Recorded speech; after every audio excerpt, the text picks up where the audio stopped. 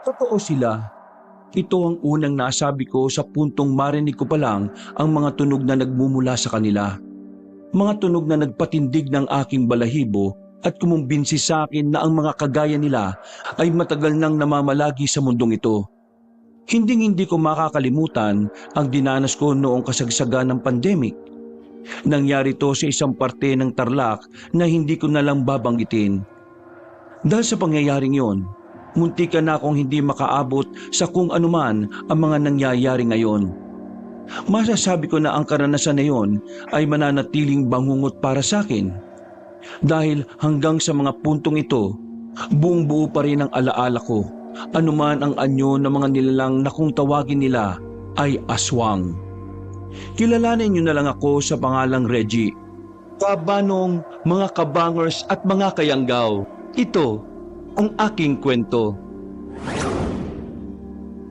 Pero bago tayo magsimula, kung maaari sana'y pindutin niyo muna ang subscribe button kung bago pa lang kayo sa channel nating ito. Mag-subscribe na rin po kayo sa iba pa natin mga channel na ang Pamela Clamil at Kabanong version 2.0. Kung wala po sa nabanggit ko ang pangalan ng channel at hindi po ang picture ko ang nakalagay sa profile pic, hindi po natin channel yon. Huwag po nating suportahan. Huwag po tayong mag-subscribe o i-unsubscribe po natin kung nakasubscribe na po tayo. Nagnanakaw po yon ng ating mga videos. Naglalambing po ko sa inyo na ang suportahan lang natin ay ang mga channel na nabanggit. Mag-iwan na rin kayo ng comment at pindutin na rin ang like button. Napakalaking tulong po sa ating channel ang gagawin niyo pong ito. Isang malaking suporta po yun sa ating channel na labis ko pong ipagpapasalamat. At ngayon, sa ating pagpapatuloy. Uy! Onad! Hinto! Hinto ka muna! Wait lang! Pambira! Nakita mo pa ako? Ano ba yun? Pauwi na ako eh. Ganda ng motor mo ah. Yung akin pamana eh. Hoy, anong kailangan mo? Pauwi na ako. Tapos na ako sa mga dineliver ko. Pwede mo ba akong tulungan? Tulungan saan? Dito sa Las Parcel ko. Pambira! Tinulungan na nga kita magkatrabaho. Pati dyan, tutulungan pa rin kita. Sige na. Ngayon lang naman eh. Pagkatapos nito, hindi na kita guguluhin. Alam mo naman na baguhan lang ako eh. Naninibago pa ako sa sistema. Eh ano bang problema? Mabigat ba yan? Kanina pa ako paikot-ikot dito pare.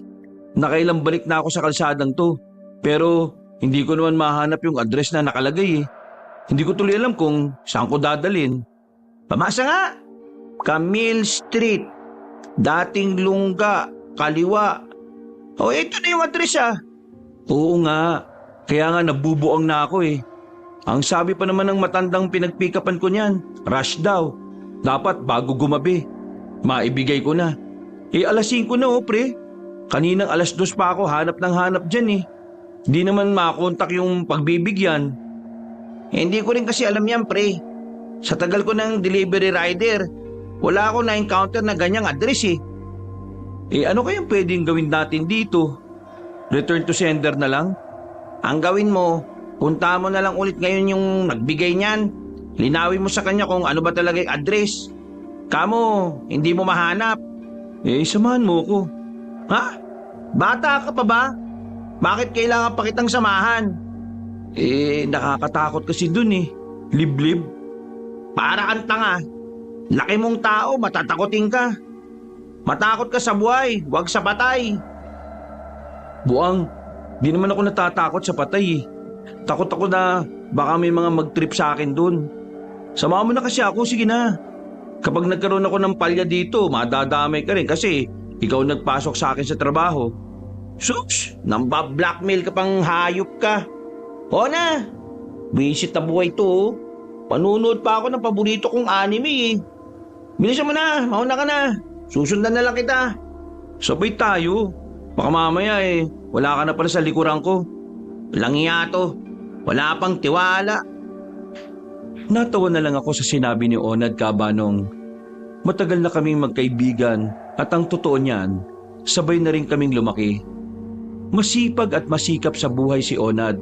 Kaya gusto ko talaga siyang kaibigan kasi kahit papano, nahahawakan ko ang pagiging positibo niya sa buhay. Parte kami ng isang delivery company. Iba ang sistema sa kanila. Hindi siya gaya ng iba na bahala ka na mag-isa. Sa kanila, grupo-grupo. At sa grupo nila ako napabilang. Kahit bago pa lang ako, yun din ang dahilan kung bakit kahit nakakaabala na ako, hindi ako magawang pabayaan ni Onad. Sabay kaming bumiyahe papunta sa address na nagpadala ng parcel. Makalipas lang ng halos 10 minuto, napapansinan ni Onad na liblib na ang dinaraanan namin.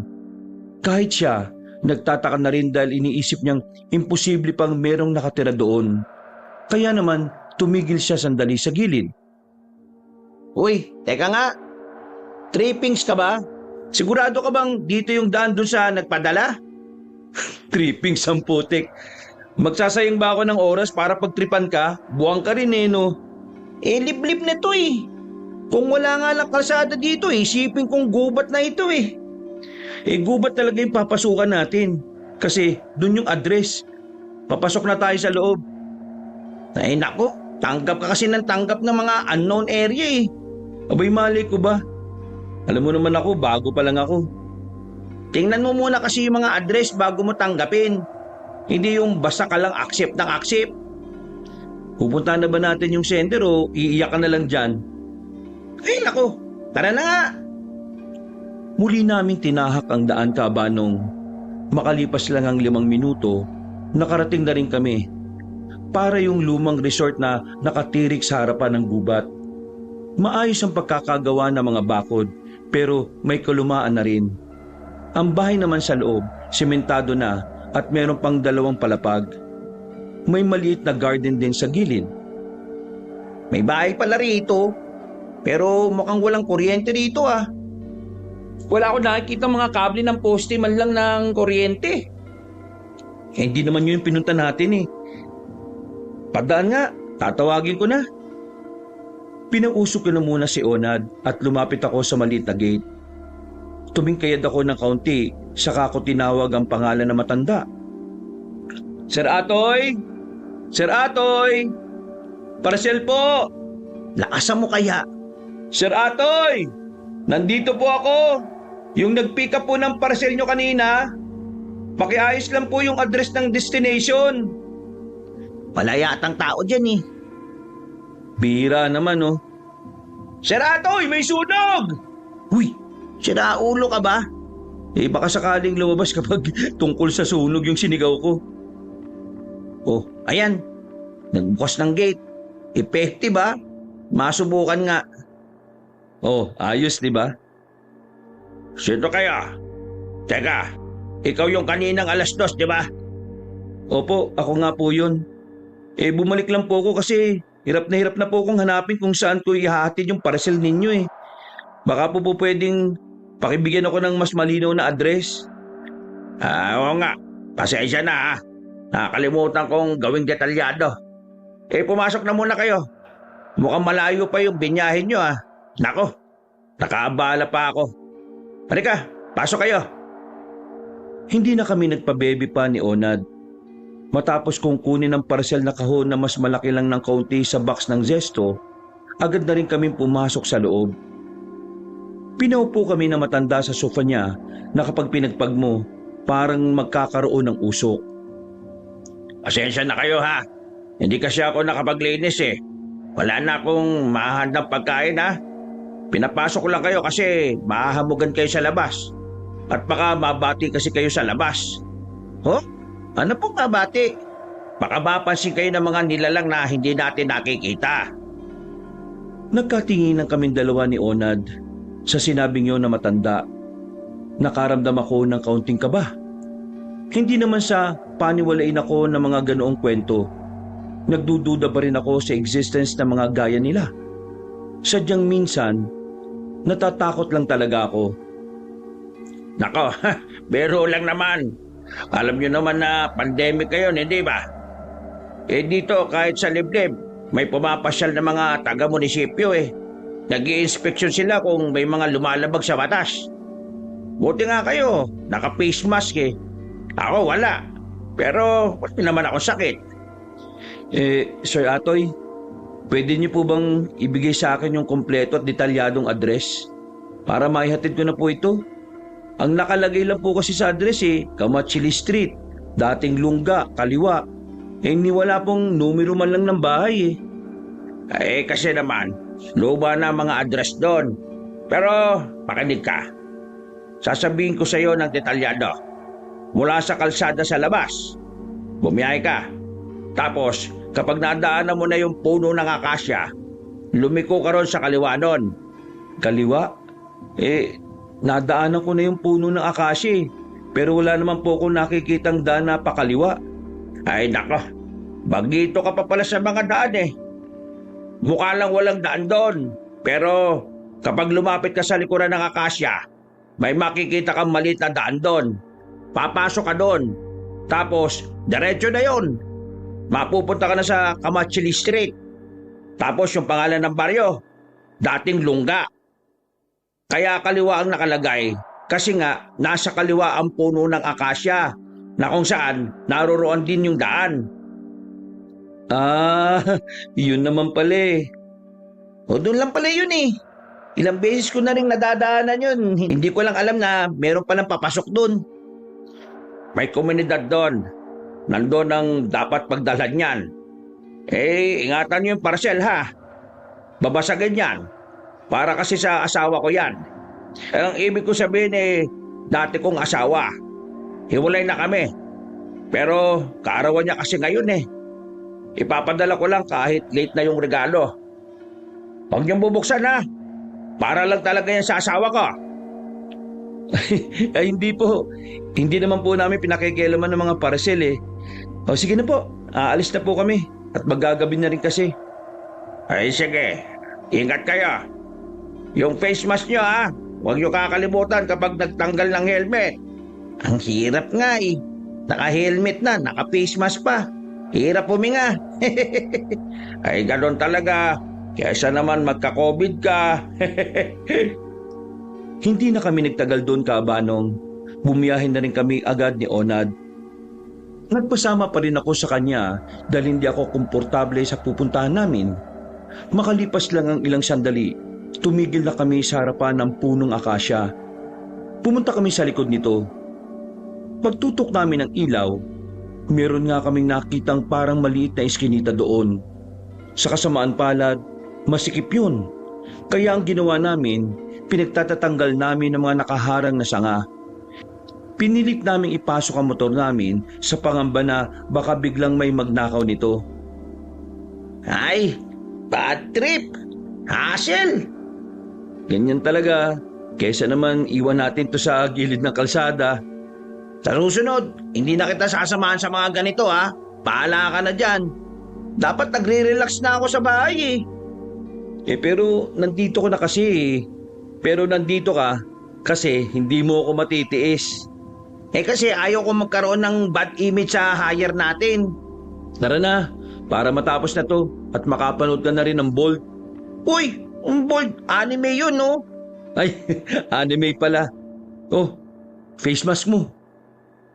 Pinandar na rin namin ang motor namin. Pero hindi pa man kami nakakalayo. Napatigil na kami dahil may nakaharang na troso sa daraanan namin. Wala kaming choice kung hindi ang iwan ng motor namin doon. Kampante naman kami na hindi yun mananakaw kasi wala namang ibang tao. Isa pa, nasa amin din naman ang susi. Hindi naman siguro nila bubuhatin tong motor natin, Tigas naman ang mukha nila kapag ginawa nila yun. Bilisan na lang natin. Padilim na sa paligid Bitbit ang kahon, naglakad kami ni Onad. Buti na lang may ilaw ang cellphone namin kahit na papaano. Nakikita naman namin ang aming nilalakaran. Literal naggubat ang kinalalagyan namin. Medyo kine-question na rin namin ang sinabi ni Mang Atoy na may lugar doon. Kasi 5 minuto na kaming naglalakad, wala naman kaming makita. Napapakamot na kami pareho sa ulo noon. Ramdam ko na rin ang inis sa akin ni Onad. Napaka-hassle pre. Sobra. Wala naman yata dito Diyos ko naman Kalma lang pre. Kalma ha, puso mo no. Kalma ang putik. Inabala mo ang pagpapahinga ko eh. Babawi naman ako sa'yo eh. Malapit na sahod, di ba? Akong bahala. Aba, dapat lang. Nakaka-stress kaya tong pinasok mo. Sa susunod babasahin mo muna yung address bago mo i-accept. Kultukan kita dyan eh. Una, huwag ka nang umiyak. Sa aming pagpapatuloy kabanong, napalayo na kami ng tuluyan sa aming pinanggalingan. Kinakabahan na rin ako noon kasi hindi ko na matandaan ang daan pabalik. Nagpapanggap na lang ako na alam ko para hindi na mas lalong mabana si Onad. Hindi nagtagal, meron na kaming natanaw na liwanag.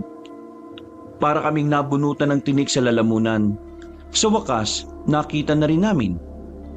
Namura na lang namin si Mang Atoy. Hindi kasi namin inakala na mula sa Akasya, ganun pa kalayo ang kailangan naming lakarin. Sa wakas, pambirang life to. Napakalayo ng dating lungga na to. Para akong lalagnatin sa sakit ng paa ko eh. Di ka pwedeng lagnatin, buwang. Baka nakakalimutan mo, pandemic ngayon. Kapag nilagnat ka, pwede ka nang dalhin sa facility area at ipa-isolate. Ay, oo nga pala no. Visit na pandemic to. Mabahin ka lang, suspect ka na eh. Bilisan na lang natin para matapos na to. Nagmamadali kaming naglakad. Pero bago namin marating ang lugar na nakikita namin, napatigil kami nang meron kaming marinig na kakaibang tunog. Nanatili lang kaming nakatayo. Nakikiramdam, pinakikinggan namin ng maigi kung ano yon. Parang tunog ng isang mabanghis na hayop o parang katunog niya yung maliit na T-Rex sa mga Hollywood movie. Hinila ko si Onad papunta sa gilid. Napalunok ako ng laway nang dumaloy na rin ang kaba sa sistema ko. Ano yung pre? Ano yung naririnig natin? Huwag ka munang mag-ingay. Parang parang halimaw. Halimaw ang putik. Baka dinosaur lang. Tanga ka ba? Paano magkakaroon ng dinosaur sa panahon natin eh? Matagal na silang extinct. Malay mo naman. Hindi lang natin alam na meron pang dinosaur dito, di ba? Ay naku, tumigil ka na nga. Walang ganon. Tingin ko, halimaw tong naririnig natin. Pagsilip namin, nakita namin ang grupo ng ilang kalalakihan na may dalang mga malalakas na gasera. Kaya naman, maliwanag naming nakita ang mga itsura nila. Mahaba ang tenga ng mga yon. Kulubot ang muka. At ang isa sa kanila, ang mas nakakatakot ang itsura. Literal na halimaw. Bilugan ng mga mata. Parang kasing laki ng ilalim ng baso ang hugis ng mata niya. Nakalabas din ng malalaking pangil. Sa mga sandaling yon kabanong, naramdaman ko na ang pagtindigan ng mga balahibo. Bigla rin akong pinagpawisan ng malamig. Pakiramdam ko ng mga oras na yon, meron kaming natuklasan na hindi naman dapat. Habang nakatago kami, hinawakan ko na ang bibig ni Onad para hindi siya makalika ng kahit na anong ingay. Hinintay muna namin sila makalagpas. Hindi normal ang bilis ng tibok ng puso namin. Nang makita naming nilagpasan na nila kami, marahang kaming naglakad paalis. Pero sa kasamaang palad, biglang tumunog ang alarm ng cellphone ni Onad. Potik, oras na kasi ng nood ko ngayon eh. Wisit ka! Narinig na nila tayo! Oh! Dahil meron akong bitbit na parcel, naunahan ako ni Onad sa pagtakbo. Pagtingin ko sa mga kakaibang nilalang, napansin kong pabalik na sila kung saan kami umalis. Malalaking hakbang na ang ginawa ko. Hanggang sa tuluyan ko na rin naabutan si Onad. Hingal na hingal kami nang makalabas kami ng kagubatan. Hindi na namin alam kung saan parte na yon. Basta nasa kalsada na kami. Bilisan mo! Open area na tayo kaya madali nila tayo makikita. Visit kasi. Pa-alarm pa eh. Hindi ko naman alam na darating tayo sa ganitong sitwasyon, no? Habang tumatakbo kami at naghahanap ng mapagtataguan, hindi namin maiwasang hindi magsisihan. Mga ilang sandali lang, meron na kaming nakitang lumang waiting shed sa gilid ng daan. Sira-sira na ang waiting shed na yon, pero pumasok kami roon para magtago sa mga nakatambak na kahoy. Kahit na malamok, ay isiniksik namin ang sarili namin doon. Subukan mo lang makagawa-gawa na naman ng ingay. Kukurting ko yung itlog mo. Kahit ang paghinga ay hininaan naming huwag kaming marinig ng mga halimaw na mahabol sa amin. Maya-maya pa, naramdaman na naming nasa paligid na sila. Narinig pa namin ang sinabi ng isa na hanapin kami, na hindi raw pwedeng malaman ng iba ang tungkol sa kanila. Bago sila umalis, biglang may kumagat na langgam sa singit ko. Gusto kong sumigaw nung oras na yun, Kabanong, pero pinigilan ko ang sarili ko na huwag kaming mahuli ng mga halimaw. Nang makalis na sila, hindi pa rin ako sumisigaw. Sa halip, nagubad agad ako ng pantalong ko. Uy! May kumagat na langgam sa singit ko eh. Wala na ba sila? Wala na. Yan kasi, hugas ng hugas din kasi ng singit pag may time, no? Puro libig na yan eh. Para akong mangisay-ngisay ng mga oras na yung, Kabanong. Hinubad ko pati brief ko at saka pinagpagan. Maya-maya lang ay nawala na rin ang mga langgam. Nakailang ulit akong napamura noon. Sa dami kasi ng pwedeng kagatin, singit at itlog ko pa. Lumabas na kami sa pinagtataguan namin. Naglakad-lakad na kami sa gilid ng kalsada sa pagbabaka sakali na merong dumaan at makahingi kami ng tulong. Makalipas lang ang halos 20 minutos na paglalakad sa hindi tiyak na direksyon, isang sasakyan ang natanaw naming paparating. Nabuhayan kami ng loob.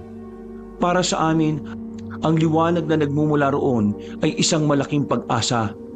Hindi ko na rin naisip ang parcel na dapat mong ihatid. Ang mahalaga na lang sa akin, makauwi at makaligtas. Wala kaming sinayang na pagkakataon, Kabanong. Hinarang namin ang sasakyan. Huminto rin naman yung kaagad. 2 tao ang lumabas mula roon. Isang lalaki na halos kasing idaran lang namin at isa pang hindi naman katandaan. Sa palagay ko, nasa 50 plus ang edad niya.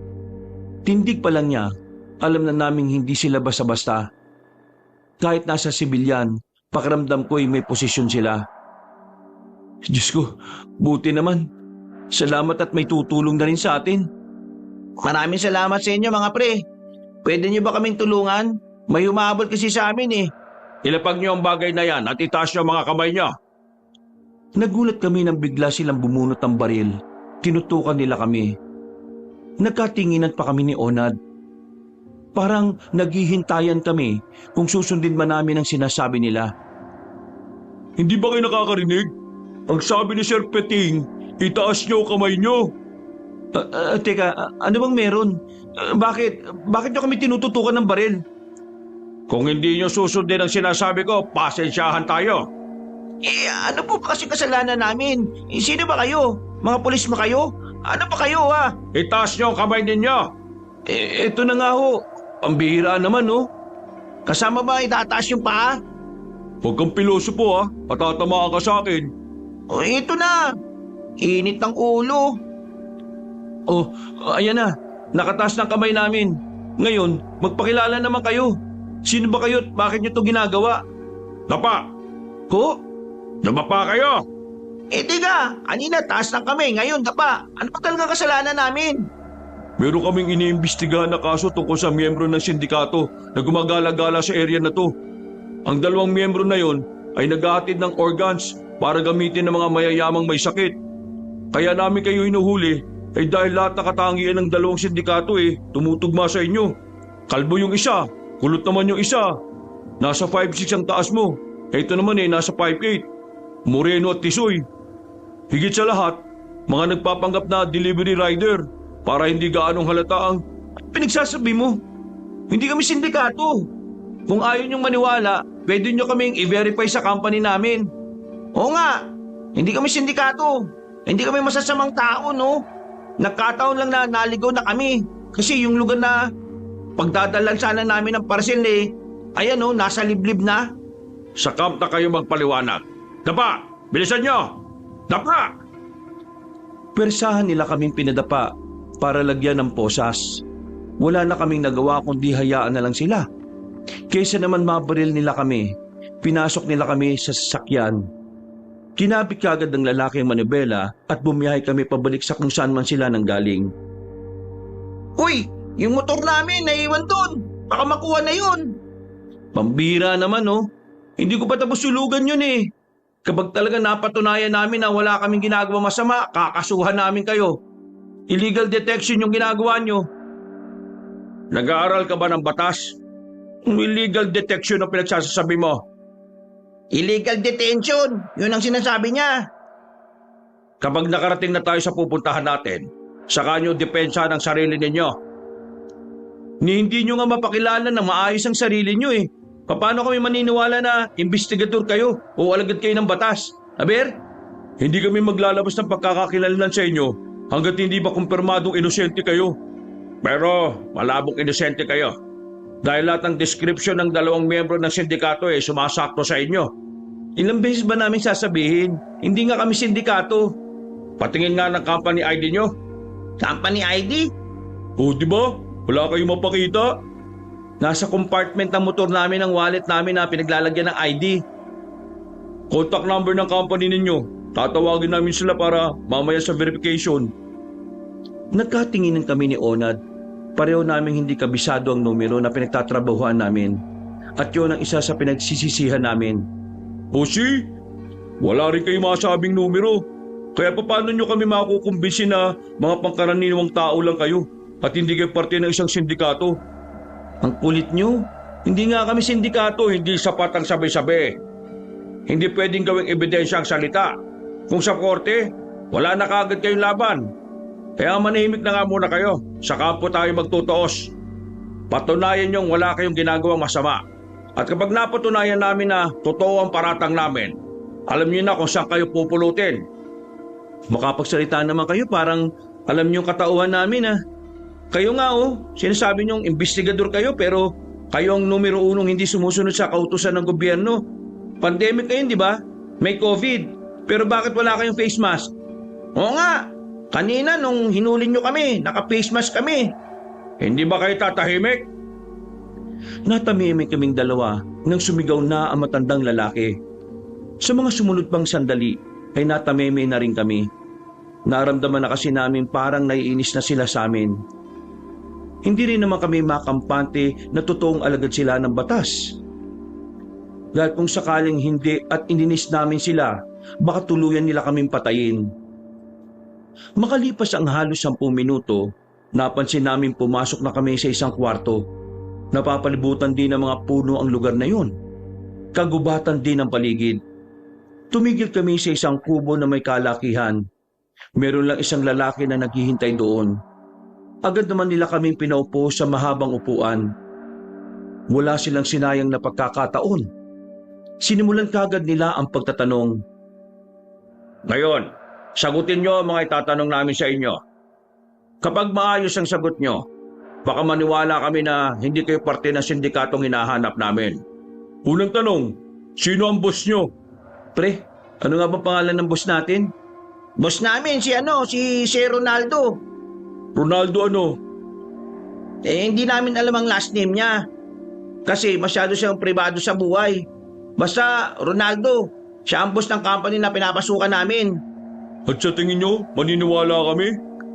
Paano kami makukumbinsi na mga normal na delivery rider lang kayo? Boss nyo, hindi nyo kilala. Kahit contact number ng company, wala kayo. Wala rin naman kayong mapakitang ID. Sinabi na nga namin sa inyo kanina kung bakit At sinabi na rin ni Onad na yung boss namin, pribadong tao. Yung nakakausap lang namin, yung manager namin. Si Ma'am Lisel Mongamumog. Kung gusto nyo, tingnan nyo sa social media. Search nyo pangalan ng manager namin para maniwala kayo. Walang data sa gubat. Kaya nakadepende lang ang paniniwala namin sa mga isasagot nyo. Ngayon, sino ang boss nyo? Ay, ang kulit mo naman. Ronaldo nga ang pangalan. Binanggit ko na ang pangalan ng company namin. Alam nila ang kumpanyang yun, pero hindi pa rin sila kumbinsido na doon talaga kami nagtatrabaho. May pinakita sila sa amin parcel. Pinabasa sa amin, description yun ng 2 sindikato na pinaghahanap nila. At totoo ngang saktong-sakto sa amin. Kaya naman, sa mga nakalipas na minuto, mas lalo kaming nahirapan na kumbinsin sila. Kalating oras na tayo nag-uusap. Pero wala kayong sinasagot na matino. Naubos na pasensya ko ha. Di buksan nyo na lang yung parcel na yan para makasiguro kayo na wala kaming dinideliver na illegal. Sabi ni Sir Atoy kanina, ang laman daw niyan regalo niya sa dati niyang asawa. Sino naman ang Atoy na yan? Kay Sir Atoy ko na pick up yung parcel na yan. Kung gusto nyo, tingnan nyo yung cellphone ko. Nandun yung number niya, tawagan nyo. Tingnan nyo na? Kanina ko pa kinakalikot tong cellphone nung isa. Wala naman ako makita ang number ng kumpanya nila. Pati man lang boss wala. Bagong bili ko lang yung phone ko Sus, magdaday lang ka pa. Yung akin ang tingnan mo, meron ako number ni Ma'am Lisel dyan. Nandyan din yung number ni Sir Atoy, tawagan nyo. Useless din, wala nga signal dito. Di humanap kayo ng signal? Ang bihira naman Alagad ba talaga kayo ng batas? Gumawa kayo ng paraan. Alvin, umalis ka ngayon. Humanap ka ng matinong signal. Tawagan mo yung mga numerong nandyan. Bumalik ka kagad kapag may nakausap ka na sa mga numerong nakasave dyan. Yan, ganyan. Kailangan pang sabihan O sige, babalik kagad ako Kinuha ng lalaki ang motorsiklong nakaparada sa gilid. Ang naiwan na lang doon ay kaming apat. Kaharap namin yung tinatawag nilang Sir Peting at yung isa naman ay hindi namin alam ang pangalan. 5 minuto matapos ang pag-alis ng isa, binalikan kami ni Sir Peting. Habang kami nangangarap pa rin makakawala sa pagkakagapos. Ano? Wala pa rin mga update? Wala pang 10 minutong nakakalis si Alvin. Maghintay kayo. Hindi ko rin naman masasagot ang tawag niya dahil walang signal dito. Kaya manahimik kayo. Kasi malapit na ako mapikon. Buksan mo na lang yung parcel na yan na magkaalaman na. Bubuksan na sana niya pero ang sabi ng kasama niya mas mainam na kami raw ang pagbukasin. Baka raw kasi bomba ang laman nun. Pumayag si Sir Piting. Pinakawalan niya ako. Ako ang inutusan niyang mag-unbox ng parcel. Nakatutok ang baril sa likuran ko para hindi ko tangkaing tumakas. Sige, bilisan mo. Ay, pambihira naman Sinasabi na kasing hindi to bombe. Bilisan mo na! Unti-unti kong tinanggal ang balot ng parcel. Hindi nagtagal, nakita ko na rin ang nasa loob. Isa itong salamin na hugis kahon din. Para siyang maliit na aquarium nung una. Naisip ko na baka bulaklak ang nasa loob noon. Kasi ang sabi nga ni Sir Atoy, regalo niya yon sa dati niyang asawa. Pero nang matanggal ko na ang lahat ng balot, napatigil ako. Agad na dumaloy ang kilabot sa buong sistema ko. Kinabahan, pinagpawisan na naman ng malamig. Hoy, ano yan? Ipakita mo! Pre, anong problema? Bomba ba yan? Ilang minuto na lang ba bago sumabog? Ano sabi yan Pakita mo sabi rito! Hindi ako makapagsalita, Kabanong. Isang fetus. Isang fetus ang nasa loob ng kwadradong salamin na yon. Marahan namang lumapit si Sir Peting. Tinutukan niya ng ilaw yon. Nanlaki rin ang mga mata ng 2 investigador. Fetus! Fetus yan Hindi, wala akong... Sinasabi ko na nga hindi lang organs ang dinideliver ninyo. Wala kayong awa sa fetus na yan. Tinuldukan nyo ang kapalaran niya para lang sa pagiging immoral ninyo. Hindi, wala akong kinalaman dyan. Nag-pick up lang naman ako ng item. Wala akong alam dyan. Hindi ko yan nakita sa loob kanina. Panimig ka! Wala na kayong dapat na ipaliwanag. Ngayon, kumpirmado na kayo ay miyembro ng mga sindikatong hinahanap namin. Nang makita kong papalapit na sila sa akin, gumawa ako ng isang desisyon. Alam kong hindi ipuputok sa akin na matandang lalaki ang hawak niyang baril dahil alam ko kailangan niya kami ng buhay. Marahan akong upo at dumakot ng lupa. Isinaboy ko yon sa kanila. Nang mapuwing ang 2 investigador, ay dali-dali akong tumakbo paalis. Hoy, Reggie! Huwag mo akong iwan dito! Bantay mo to kasama niya! Hahabulin ko siya!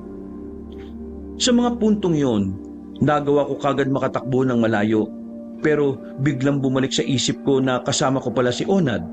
Kaya kahit gusto ko na makatakas, naisipan kong bumalik. Pero ibang daan ang tinahak ko. Umikot ako pabalik para hindi ako makita ni Sir Peting. At ilang sandali lang, tagumpay naman akong nakabalik sa tinatawag nilang kampo. Nakita kong binabantayan ng isang lalaki si Onad. Tumingin-tingin ako sa paligid. Naghanap ako ng tamang pagkakataon. Marahan akong lumapit. Kahit na may hawak na baril ang lalaking yon, hindi ako natinag. Tumakbo ko ng mabilis papunta sa likuran niya. Nang makalapit ako, ay agad ko siyang binangga. Pareho kaming natumba. Pumaibabaw ako sa kanya. Dahil mas malaki ako sa kanya, hindi niya ako maitulak paalis. Hinawakan ko ang kamay niya. Nakipag-agawan ako sa baril niya. Pero kahit na ganon, hindi ko yun maagaw. Talagang trained siya sa ganoong sitwasyon. Kaya ang ginawa ko, binudburan ko na lang ulit ng lupa ang mga mata niya. Pre, bilis! Baka makabalik na yung isa! Mabilis akong bumangon. Kinuha ko ang kahoy sa gilid at pinalo ang kamay ng lalaki. Nabitiwan niya ang baril. At dahil hindi naman talaga ako gumagamit noon, dinampot ko lang yon para itapon sa gilid. Pinuntang ko kagad si Onad. Tinanggal ko ang gapos niya. At habang hindi pa nakakakita na maayos ang lalaki, nilisan na rin namin ang lugar na yon. Tumakbo kami ng mabilis para kaming maubusan ng lupa sa ginawa namin.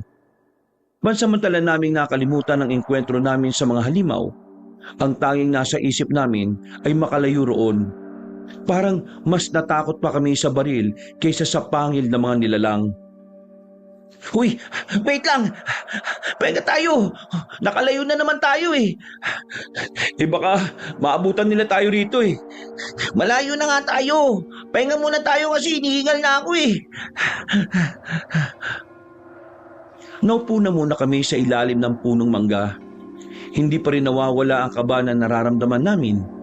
Makalipas ang 5 minuto, nilisan na rin namin ang lugar na yon. Pero sa pagkakataong yon, ay naglalakad na lang kami. Kabanong isang malaking katanungan para sa akin ang laman ng parsel.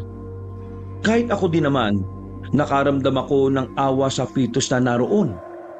Ang hindi ko maintindihan, bakit magpapadala ng ganoon ang matandang pinagmula ng parsel? Baka naman hindi rin alam ng pinagkunan mo ng parcel na gano'n ang laman. Di ba kasi merong na-order din sa online? Yung nakabox na tapos may lamang bulaklak. Baka pagkakuha niya nun, rekta, pinadala niya na kaagad sa'yo. Hindi.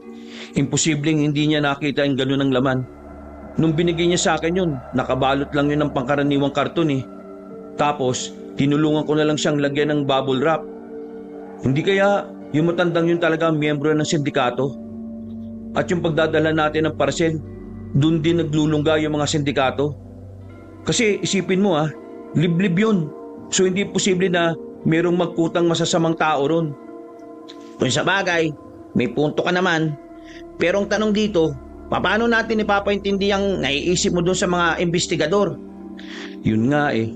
Natarantari kasi ako kanina pagkakita ko ng laman. Unang pumasok sa isipan ko, tumakbo na kaagad eh. Kasi natakot ako na baka sila na mismo ang magtumba sa atin. Kahit na hindi naman natin alam na yun ang laman. Baka hindi nga tayo mamatay sa COVID, mamatay naman tayo sa baril. Ang mahalaga ngayon, natakasan natin sila. Ay nako Diyos ko, ang dami kaagad nangyari kanina. Ang tinakasan natin mga halimaw, ngayon mga investigador. Bakit ba tayo yung tumatakas wala naman tayong ginagawa masama? Pasensya na talaga pre. Dapat talaga nanonood ka na ng bold ngayon eh. Pero nandito ka, nai-stress at nalagay sa alanganin ng buhay. Anime nga ang pinapanood ko pre, hindi bold. Para kang tanga. Pero wala na tayong magagawa. Nandito na to eh. Wala rin namang mangyayari kung aawayin kita. Ang isipin na lang natin, paano tayo makakalabas sa gubat na ito?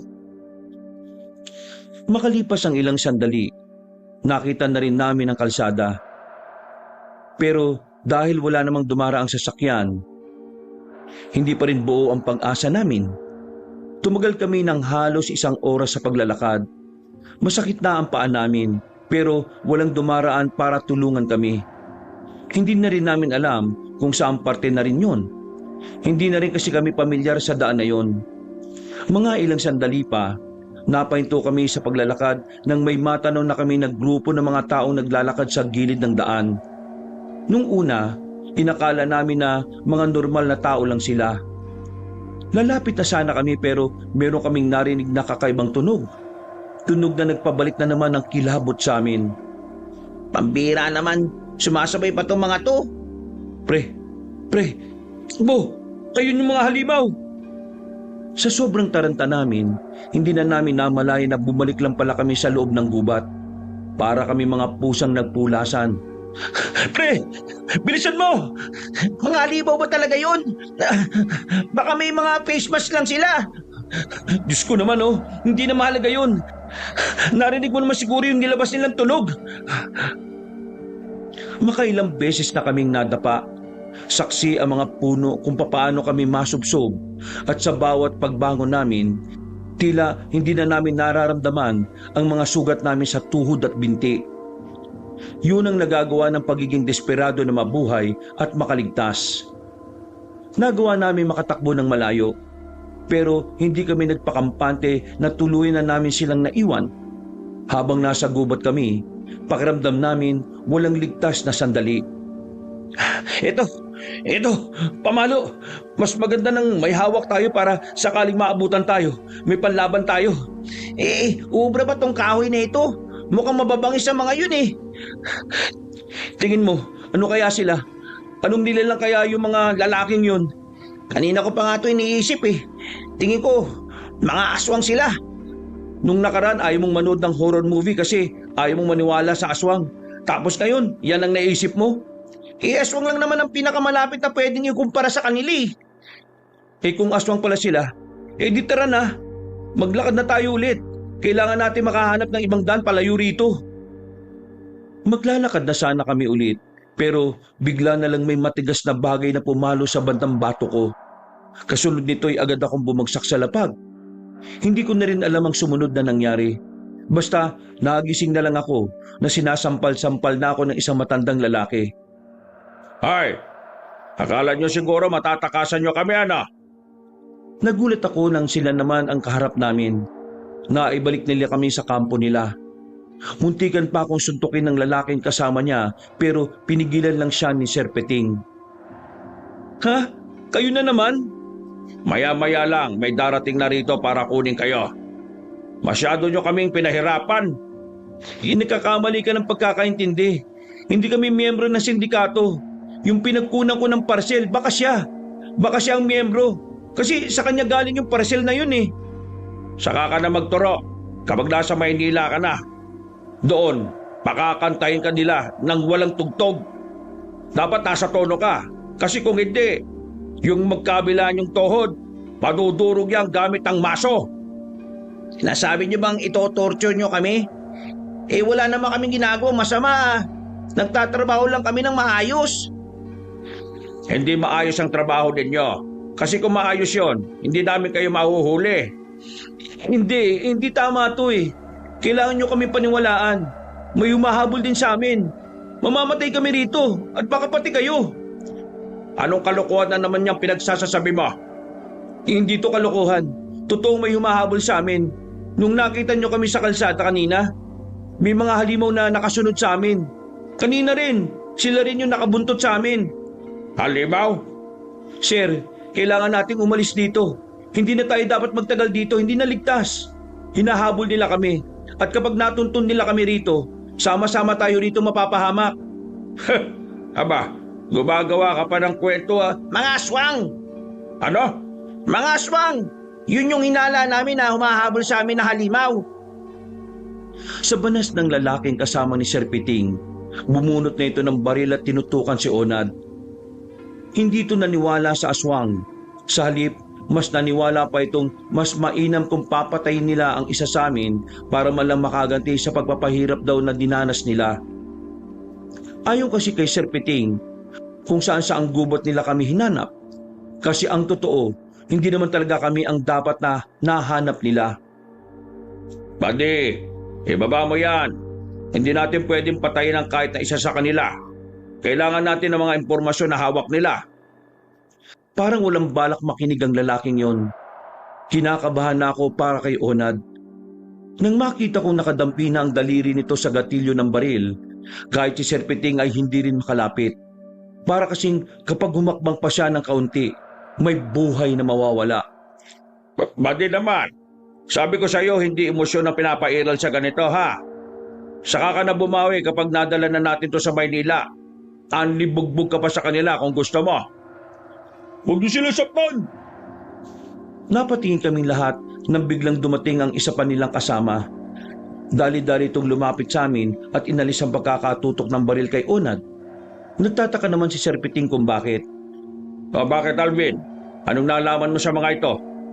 Hindi nga sila miyembro ng sindikato. Natawagan ko ang numero ng manager nila. Nagkausap kami. Ganda nga ng boses ng babae. Ang sabi niya, itong isa, matagal na raw sa trabaho. Itong isa naman, bago pa lang. Nakausap ko rin kanina yung boss nila. Binigay sa akin ng manager ng number. Kinumpirma na itong dalawang ito, nagtatrabaho sa kanila. Nasa list daw itong dalawang ito. Imposible. Yung laman ng parcel nila, fetus. Isang sanggol na nagsisimula pa lang mabuo. Paano hindi miyembro ng sindikato mga ito? Kagaya nga ho ng sinabi ko sa inyo kanina, wala akong alam kung anong laman ng parcel. Nautusan lang akong dalin yun. Mas lalo naman akong walang alam kasi sinama lang ako niyan. Tinulungan ko lang yan si Reggie. Nahanapin yung destinasyon kasi bago pa lang siya sa trabaho. Mga sir, maniwala po kayo. Hindi talaga kami masasamang tao. Yung pinagmula ng parcel, alam niyo kung saan? Oo, alam ko pa. At kung pakakawalan nyo kami, pwede naman naming ituro eh. Matandang lalaki nakatira doon. Ato yung pagpapakilala niya sa akin. Baka siya ang miyembro ng sindikato. Sir, bakit kaya hindi natin i-check yung sinasabi nila? Paano tayo makakasiguro na totoong sinasabi ng manager at boss nila? Kaya nga ako natagalan kasi nagpunta pa ako sa sentro. Tumawag ako sa mga tropa. Pinacheck ko yung dalawang to. Wala silang criminal records. Kahit sa trabaho nila, malinis ang record nila. Sir, baka nagkamali tayo. O di ba? Tama kami. Nagkamali talaga kayo. Pwede namin kayong kasuhan sa ginawa nyo eh. Illegal detection. Pre, illegal detention nga yun. Basta. Kinuha nyo kami ng basta-basta lang. Pinusasan, tinutukan ng baril ng ilang ulit. Kidnapping din tong ginagawa nyo. Patong-patong na kaso ang pwede namin isampa sa inyo. Alam nyo naman siguro yun kasi mga alagad kayo ng batas eh. At idagdag ko lang physical injury din. Pinukpok nyo kami ng baril sa batok eh. May bukol kami oh. Napabuntong hininga na lang si Sir Piting. Baka sa mukha niya ang pagkakadismaya. Maya-maya lang ay pinakawala na rin niya kami. Yung lalaking gigil na gigil kay Onad ay hindi na makatingin ng maayos sa amin. Humihingi ako ng... Uy, ito na nga ba sinasabi ko eh. Ano yon? Ayun yung maniwala kanina, di ba? Ayan, natuntunan nila kami at madadamay kayo. Yung mga aswang. Totoo sinasabi namin na may mga halimaw na sumusunod sa amin. Ayan na sila. Sir, sila yata yung sinasabi ko sa inyo nung nakaraan na nakita ko sa gubat eh. So totoo pala talaga sinasabi mo, Alvin. Kanya-kanya na silang bunot ng baril. Nakikiramdam lang kami sa paligid. Pero ang totoo, dumadaloy na naman ang kaba sa sistema namin. Napapamura na lang ako sa mga nangyayari. Hindi ko kasi inaasahan na sa matinong paghahanap buhay ko, makakaranas ako ng malapelikulang kaganapan. Ang gusto ko lang naman ay madala ang parcel na pinapahatid sa akin, pero may nakaengkwentro pa kaming hindi pangkaraniwang nilalang. Naglabasa ng mga halimaw sa gilid. Bago pa sila makalapit, pinagbababaril na sila ng 3 investigador. Mabibilis na umilag ang mga nilalang. Napansin naming marami sila. At kapag hindi kami umalis doon, siguradong doon na rin kami matatapos. Sa sasakyan! Pasok! Dali! Dali-dali kaming tumakbo papunta sa sasakyan. Pumasok kami kagad doon para lisanin ang lugar. Rico, ako naipit! Wisit, tatanga-tanga eh! Sinara mo kaagad yung pinto eh! Buddy, patakboy mo na to! Pinaharurot ng lalaki ang sasakyan palabas ng lugar na yon. Mabuti na lang at magaling ang lalaki. Kaya kahit patras ay nagawa niyang makarating sa kalsada. Habang ang mga aswang naman patuloy lang sa paghabol sa amin. Mas lalo pang binilisan ng driver ang pagmamaneho hanggang sa makalipas ang ilang sandali. Nakalayo na rin kami at naiwanan na rin namin ang mga nilalang. Nang maging kalmado na ang sitwasyon, ay kalmado na rin ang takbo ng sasakyan. Yun na ba yung mga sinasabi niyong aswang? Hindi pa namin sigurado kung aswang pa talaga sila. Pero yun ang hinala namin. Nagulat din kami. Papunta na sana kami sa lugar na pag-aatiran namin ng parcel. Ang kaso lang, bigla namin silang nakasalubong sa gubat. Nung una, akala namin mga normal lang sila eh. Pero may mga narinig na kaming weirdong tunog. Aswang talaga ang mga yun. Bakit? Nakita mo na ba sila dati? Ako ang unang dumating sa camp, kaya ako ang unang nakakita sa kanila. Ibig sabihin, naniniwala ka talaga sa mga aswang? Hindi rin ako naniniwala nung una eh. Pero nung makita ko sila ng harapan, doon naniwala na ako. Kung totoo mang mga aswang sila, hindi yun ang pakay natin dito, Alvin. Kailangan nating mahanap ay yung mga sindikato. Ano bang ginagawa ng mga sindikato na yan? Nandudukot sila ng mga tao tapos yung mga organs, binibenta nila. Pinapadeliver nila sa mayayamang tao na nangangailangan ng organs. Pero kinagulat ko kanina nang malaman ko yung laman ng parcel eh. Fetus. Wala sa impormasyon namin na pati yun, binibenta na rin nila. Pwede niyo bang ituro sa amin kung saan nanggaling yung parcel? Diyos ko, panibagong problema na naman yan eh. Pinagbintangan nyo na nga kami, pinagbantaan, tinutukan ng baril. Tapos ngayon, aasa kayong tutulungan namin kayo? Sa mga nagawa namin kanina, pasensya na. Sobrang desperado lang naman kaming matapos tong mission namin. Stress na kami sa trabaho to eh. Di bale, babawi kami sa inyo. Kung gusto nyo kaming kasuhan, gawin nyo. Walang problema. Basta ituro nyo lang kung nasaan yung pinanggalingan ng parcel. Sige, ituturo ko. Uy pre, sigurado ka ba sa sinasabi mo? Pre, dahil kay Sir Atoy, munti ka na tayo mamatay. Mas nababanas pa ako sa kanya kaysa dito sa mga ito eh. Kasi kung totoong sindikato yun, tapos nakatulong tayo, malaking problema ang malulutas natin. Pero hindi naman natin problema yan eh. Nakakalimutan mo na ba kung anong abalang ginawa nila sa atin, pre? Naturoma ako sa pagtutok-tutok nila ng baril ah. Tapos tutulungan natin.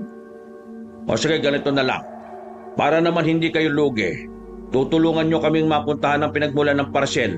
Tapos, tutulungan din namin kayong balikan yung mga motor nyong naiwan. Di ba ang sabi nyo, meron kayong motor na naiwan sa gubat? Tinapik ko si Onad sa balikat para kumbinsihin siya. Sa huli, pumayag na lang din siya dahil alam din naman niyang kailangan namin ng tulong. Kung kami lang kasi ang babalik doon, baka makasalubong na namin ang mga halimaw. O sige, payag na ako. Basta, kukunin ka agad natin matapos natin puntahan si Sir Atoy ah. Huwag ka mag-alala, pre. Tumutupad sa usapan niyan si Sir Piting. Ano nga pala yung pangalan yung dalawa? Reggie ho ang pangalan ko. Onad naman ang pangalan ko. Eh kayo? Piting, yun ang itawag nyo sa akin. Alvin naman ako. Ito namang driver natin si Valdez. Sa mga sumunod na sandali ay namayani ang katahimikan sa loob ng sasakyan. Kahit na papaano, nakahinga kami na maluwag. At least, naramdaman namin na meron na kaming kasama. Kagaya ng napag-usapan, bumiyahe na kami papunta sa lugar ni Sir Atoy. Ang matandang nagbigay sa akin ng parcel. Makalipas lang ang halos kalahating oras, narating na rin namin yon. Kagaya ng inaasahan, madilim sa lugar. Ang ilang ilaw na meron doon ay isang lampara sa labas at sa loob. Sigurado ba kayo dito yon? Kaya nga nasabi ko kanina na kahit kami, nagtataka rin na meron palang bahay dito eh. Nauna na akong pumasok. Ako na ang kumatok sa pintuan. Makailang ulit ko pang ginawa yon bago magbukas ng pinto. Bumungad sa amin na matandang si Atoy na parang kakabangon lang sa higaan. Tiningnan niya kami isa-isa. Nagtataka niya akong binalikan ng tingin. Teka, ikaw yung delivery rider ah. Kaninang hapon yun, di ba? Anong ginagawa mo rito? Bakit may kasama ka ng iba? Naipadala mo na ba yung parcel ko? Sir, kakausapin lang po kayo. Kakausapin? Tungkol naman saan? Nako, bukas na kayo makipagkwentuhan. Natutulog na kasi ako eh. Sa'yo nang galing ang parcel, di ba? Nadala-dala nila kanina. Alam mo ba kung anong laman nun? Laman? Ng parcel? Eh, regalo ko yung para sa dati kong asawa eh. Bakit? Ano ba problema? Hindi mo ba tinignan kung anong laman nun? Ako nagbalot nun. Malamang nakita ko yung laman nun. Bulaklak ang laman nun. Hindi yung bulaklak. Mas marunong ka ba sa akin? Ako nga ang... Fetus ang laman nun. Isang sanggol na hindi pa kumpleto. Ano ba pinagsasasabi nyo, ha? Meron kaming iniimbestigahan sindikato na nandudukot ng mga tao at kinukuha nila mga organs. Tapos, binebenta sa mga mayayamang nangangailangan ng organs. At tingin namin, kabilang ka sa mga yon. Ano? Wala akong alam dyan. Nagsisinungaling ka. Sabi mo, alam mo nasa loob ng parcel. Ibig sabihin, alam mo rin na Malay ko ba kung pinalitan nila ang laman? Umami ka na lang kasi. Sobrang naabala na kami, ha? Sir Atoy, wala kaming ginalaw na parcel mo. Yun talaga ang laman nun. Umamin na lang kayo para... Naalarma kaming 5 nang biglang nagsaradong pinto. Nakailang beses namin sinubukang buksan yon pero umuuga lang. Sabay-sabay natin banggain, bilis! Nung sandaling yon, kumpirmado ng may kinalaman talaga si Atoy sa sindikato. Kaya naman pinilit talaga namin buksan ang pinto. Sabay-sabay namin binangga hanggang sa mawasak namin ang kandado sa loob. Pagtingin namin sa loob, wala nang matanda. Pero ang malaking pagtataka na lang namin ay nang makitang butas na ang bubungan. Lintik na matanda yan ah. Paano siya nakadaan dyan? May kutob na ako noon pero hindi pa ako sigurado. Kaya naman hinabol na lang namin sa labas si Sir Atoy. Binuksan na nila ang daladala nilang malaking flashlight. Kaya naman nakita namin na matandang lalaki na papatakas na. Ang bilis niyang tumakbo papasok sa kakahuyan. Parang hindi siya matanda. Pambira naman. Runner yata yun eh. Sinundan namin si Sir Atoy hanggang sa nakarating na kami sa gitna ng kagubatan. Napapalibutan na kami ng mga nagtataasang puno. Tumigil kami at nakiramdam sa paligid. Maya-maya lang, nagulat na lang kami nang biglang merong umila sa kasama nila Alvin at Mr. Piting. Nakita namin si Sir Atoy na kakaiba ang lakas. Lintik! Aswang din siya! Kahit na hawak-hawak niya ang lalaki, hindi nagdalawang isip si Mr. Piting at Alvin na paputukan ng matandang aswang. Tinamaan nila yon sa balikat, kaya nabitiwan ni Sir Atoy ang kasama nila. Sundan natin! Hindi pa ganong nakakalayo yon.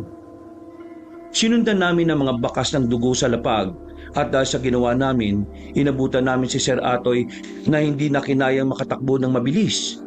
Hindi lamang pala balikat ang tama niya, pati na rin sa braso at balakang. Patayin niya ako. Manahimik ka! Sinipa ni Mr. Piting si Sir Atoy sa muka. Nang mawalan nito ng malay, itinali nila yun sa puno. Kung normal na tao lang yon, baka hindi na yun tumagal. Pero dahil aswang ang matanda, nagawa pa nitong magkamalay kahit duguan at may 3 tama na. Sigurado ba kayo sa gagawin nyo? Baka naman mas lalong lumit ang mundo natin kapag tinorture nyo pa yan. Ito lang ang tanging paraan para malaman natin kung anong mga nalalaman niya. Hoy, ikaw! Sabi mo, nasaan ang mga kasama mo? Tumingala sa amin si Sir Atoy. Akala namin ay magsasalita na siya. Pero sumilay ang ngiti niya at bigla rin siyang tumawa. Sinampal siya ni Mr. Piting para patahimikin. Binaril niya ulit ito pero sa paa naman. Aray ka! Wag! Parang awa nyo na! Patanda na ka! Halimaw ka, kaya huwag kang umasa na parang mamamatay ka na. Kaya kung ayaw mong mahirapan, sasabihin mo sa amin ang mga nalalaman mo. Unang tanong, nasaan ang mga kasama mo? Parte ka ba ng sindikato? Sigurado ba kayong gusto nyo malaman kung nasaan ang mga kasama ka? Baka pagsisihan niya. Anong ibig mong sabihin? Hindi pa ba kayo napapaisip? Isa nga akong aswang. Malamang sa malamang, aswang din ang mga kasama ka. Ngayon, naiintindihan nyo na para kayong tatalon sa kumukulong mantika kapag hinanap nyo sila. Kayo ba ang mga sindikatong dumudukot sa mga tao para kunan ng mga laman loob? Sindikato? Sindikato pala ang naging impresyon sa inyo ng mga sunod-sunod na pagkawala ng mga tao sa bayan. Kung ganon, nagkamali kayo ng pagkakaalam. Walang sindikato. Ang mga nangyari ay parte lang ng pang-araw-araw na buhay naming mga aswang. Kailangan namin ng tao dahil kailangan namin kumain. Kung ganun, wala naman pala talagang sindikato. Mga aswang pala talaga mga may kagagawan kung bakit maraming missing person. Sir, mukhang yung sindikato natin mga aswang pala. Mga pare, ang kada mga aswang ang nasa likod ng pagkakaunawa niyong sindikato. At hindi niyo alam, kayo na pala mismo ang humuhukay ng sarili niyong libingan. Babalikan nila kayo. Gagantihan nila kayo. Dahil lahat ng tumututol sa aming pamumuhay, aming pinapatay. Ano ba ang gusto niyong malaman? Itanong niyo lang sa akin kasi sasabihin ko lahat. Mas pabor sa akin kapag marami kayong alam. Mas gugustuhin niyong pakialaman. Mas malaki ang tsansa na mamamatay kayo. Tumawa lang ng tumawa si Sir Atoy. Para na siyang nababaliw. At para bang hindi na niya nararamdaman ng mga tama ng baril sa katawan niya. Nakaramdam na ng inis si Mr. Piting. Sinampal niya ulit ang matandang aswang na nahimik yun sa dali. Sabihin mo na kung nasaan ang mga kasama mo. Kung hindi, ipuputo ko na talaga tong baril na ito sa ulo mo. Ha! At gusto nyo talagang mapahabak. Wala namang problema, iho. Ikaw. Ikaw na nag-deliver ng parcel ko. Tinuro ko sa inyo kung saan, hindi ba? Ikaw na lang ang magsabi kung nasaan. Yon ang eksaktong lokasyon ng mga kasama ko. Tama nga hinala ko. Yung nakita naming lugar, yun ang lungga nila. At alam mo ba kung bakit dating lungga ang tawag doon? Dahil doon dating naglulungga ang mga albularyo. Pero pinatay na lang namin kaya kami na ang naninirahan doon. Hindi na nakapagpigil pa si Mr. Piting. Binaril na niya ang matanda. Sa puntong yon, hindi na gumalaw pa ang matandang aswang dahil sa dibdib na ang tama nito. Uy, bakit niyo pinatay? Wala na tayong mapapala sa kanya. Bakit? Naawa kayo? Aswang yan, halimaw. Hindi siya tao. Sir, pupunta na ba natin? Parte ng trabaho natin yun eh. Kaya, oo. Pero sir, sobrang layo na nito sa impormasyon na hawak natin. Sindikato ang hinahanap natin pero lumalabas na walang ganun. Kasi mga aswang talaga ang suspect sa lahat ng nangyayaring dukutan. Kung may sindikato man o wala, kailangan natin itong ituloy. Nakalimutan mo na ba na nasa impormasyon din na meron tayo ang posibilidad na meron silang mga bihag? Sabi sa report, bago nila ibinebenta ang mga laman loob, naghihintay pa sila ng mga bibili. Kaya hanggat walang nabili, hindi nila kakatayin ang mga bihag nila. May punto si Sir Piting. Teka, naguguluhan ako eh. Kung ganun ang sistema nila, saan galing yung parcel na ipinadala sana nitong matandang aswang na to? Hindi natin alam. Baka itong matandang ito tumatrabaho lang ng mag-isa at binibenta niya lang din yung mga kauri niya doon sa lugar. Natatandaan ko pa yung pangalan ng padadalhan niya eh. At kung sino man yon, malamang sa malamang aswang din yon. O tara na, kumilos na tayo. Pupunta na ba natin yung motor namin? Oo, pupunta na rin natin. Mabuti naman kung ganun. Ang tanong, natatandaan niyo ba yung daan pabalik? Oo, tanda ko pa. Wala na kaming sinayang na sandali. Nagmamadali na kaming bumiyahe papunta sa Acacia. 20 minutos lang, narating na rin namin yun. Sumuot kagad kami papunta sa likuran ng puno. Nakita namin kagad ang daan. Kaunting lakad lang, natanaw na rin namin ang motorsiklo namin. Ang kaso nga lang, nadismaya kami nang makalapit na kami. Wala na kasing gulong. Sinadyang kunin yun. At hindi lang yun, pinagbubutas din ang upuan. Anak ng pitong-puting tupa naman oh. Ano to? Pisit naman talaga oh. Diyos ko, hindi ko pa tapos sulugan to eh. Agagamit pa naman yan. Gulong lang ang wala at upuan. Kaysa naman kami kukuha ng pamalit. Malit lang naman ang sinasahod namin eh. Ako nang bahala sa mga yan. Ituro nyo muna sa amin kung nasaan yung lugar na sinasabi ninyo. Aba, dapat lang. Sobrang abala na itong ginagawa nyo sa amin. Dapat nga, nakakasampung episode na akong pinapanood ko eh. Bold. Anime nga kasi. Sinimulan na namin ulit ang paglalakad. Hanggang sa matanaw na nga namin ang isang lugar na merong liwanag. Hindi bababa sa 100 metro ang distansya noon mula sa amin. Hindi muna kami tumuloy. Biglang tumigil si Mr. Piting. Bakit sir? Anong problema? Bigla ko naisip kung dapat ba nating i-report to sa mas nakatataas sa atin eh. Maniniwala kaya sa inyo yun? Baka sabihan lang kayong siraulo.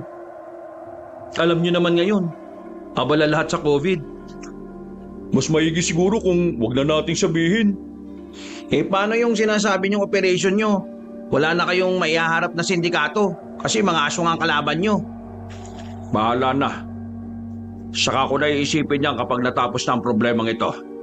Kailangan mamatay ng mga aswang na yan. Dahil marami na rin silang mga biniktimang inosyente. Maya-maya lang, lumapit na rin kami ng bahagya. Tumambay na muna kami at pinag-aralan kung papaano kami makakapasok sa loob. Napapansin kasi namin na medyo marami sila roon. Para talaga silang isang barangay at kung titingnan sila ng maigi, iisipin mong mga normal na tao lang sila. Sir, what if doon tayo dumaan? Madilim dyan. Baka bulagain lang tayo ng mga aswang dyan. May punto ang taong ito. Pero hindi rin naman tayo pwedeng dumaan sa maliwanag, makikita tayo kaagad. Wag na lang tayong pumasok. Kailangan natin mag-isip ng ibang paraan. Sandali lang. Bakit, sir? Hindi nagsalita si Mr. Piting. Naramdaman na lang namin na parang meron nang nakatayo sa likuran namin. Marahang kaming lumingon. Nanlaki ang mga mata namin na meron palang dalawang lalaking naroon. Aswang! Mr. Piting! Walang magpapaputok! Pinagbababaril ni Alvin ang dalawang lalaki na muntikan na kaming hablutin ng mga yon. Wala na kaming choice noon kundi ang tumakbo. Narinig na rin kasi kami ng mga nasa loob. Nawalan na rin kami ng tsansa makapasok pa dahil nabulabog na namin ang mga aswang. Alam na naming mas malaki na ang tsansang mapapahama kami. Karipas kami ng takbo pabalik. Pagtingin namin sa likuran, meron ng mga nakasunod sa amin. Ang iba sa kanila ay gumagapang. Pero ang iba naman sa kanila, tumatalon-talon sa mga puno para magpalipat-lipat. Teka lang, sandali! Bisa mo naman! Masakit na pa ako eh! Halika na! Inakay siya ni Alvin, habang ako naman ay nakaalalay lang din sa likuran nila. Pinahiram na ako ni Alvin ng baril kahit na hindi naman ako marunong gumamit. Pabalik na sana kami sa daan palabas ng gubat, ang kaso nga lang mayroong mga aswang na humarang doon. Pinagbababaril namin yon. Wala akong matamaan. Bukod sa madilim, kabado ako habang nagpapaputok. Hindi na kami tumuloy doon. Kumaliwa na lang kami. Yung isa naman nilang kasamang lalaki, natamaan na rin sa braso. Pero pilit nitong hindi yung pinapansin. Tuloy lang kami sa pagtakbo. Kakatakbo na namin, meron na kaming narating na ilog. May tulay, yari sa kawayan. Kailangan magdahan-dahan para makatawid. Nauna si Mr. Piting at ang lalaki. Sumunod si Alvin at Onad. Ako naman ang nahuli. Malapit na sana ako makatawid, pero may aswang na kumapit sa damit ko. Akmang sasakmali na sana niya ako pero nilakasan ko na lang ang loob ko para paputukan siya. Tinamaan siya sa dibdib kaya nabitiwan niya ako. Akala ko makakatawid na ako, pero mayroon pang isang lumundag. Nakalbutan niya ako sa braso at dahil doon nabitiwan ko ang baril. Nalaglag sa tubig. Habang ang aswang naman, tinangka na akong kagatin. Pero nagulat na lang ako nang may nakatarak na palaso sa ulo niya. Kasunod noon ay pinagbababaril na yon ni Mr. Piting. Wisit na aswang yan ah! May tama ka! Oo, ang hapdi. Bilisan niya! Tumakbo na kaming mabilis, pero nakasunod pa rin sa amin ang mga aswang. Nagtataka kami nang makitang hindi na tumuloy ang mga nilalang. May mga palasyon na kasing tumatama sa kanila, kaya mas pinili ng mga yon na umatras at magtago na muna. Pagtutok namin ng ilaw sa kaliwa, nakita namin doon ng mga kababaihan, para silang mga Amazona, base sa mga suot nila. Abalang-abala sila sa pagpapakawala ng maraming palaso. Sumunod kayo sa amin! Teka, sino kayo? Mas maganda siguro kung salamat ang una naming marinig. Pero kung ayaw niyong sumunod, bahala kayo mamatay. Oo, sige, susunod kami. Mangangmangha ako ng mga oras na yon, Kabanong. Hindi ko inakala na totoo pala talaga ang mga kagaya nila. Parang sa palabas ko lang sila napapanood. Mga kababaihan na kakaiba ang tapang, magagaling pumukol ng palaso. Hindi na kami sinundan ng mga aswang. Nakasunod lang kami sa mga babaeng kalmado lang na naglalakad.